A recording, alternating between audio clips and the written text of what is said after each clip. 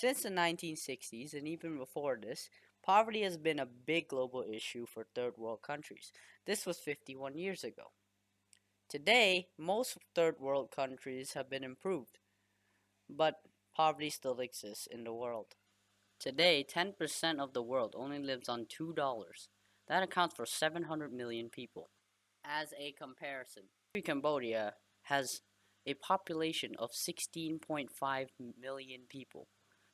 Countries in poverty include Afghanistan, Angola, Bangladesh, Cambodia, Sudan, Zambia, Yemen, Nepal. For every 1,000 children born in poverty, 39 will die before they turn 5.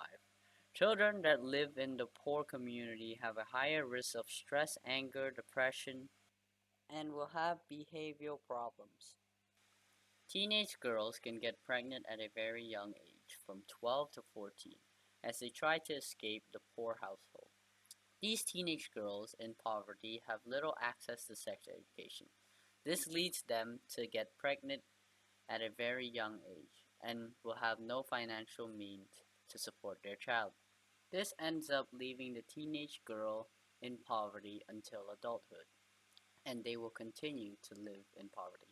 There are many reasons that causes poverty, which are inequality, like gender inequality, racism, and those who cannot have their voice spoken. Conflict, after wars or violence occurring within the community, leads to buildings being destroyed and people fleeing to other countries with little to no resources taken with them. Hunger. Without food or nutrition, people won't be able to have the energy to work, and failure in work performances may lead to them losing money. Poor healthcare system.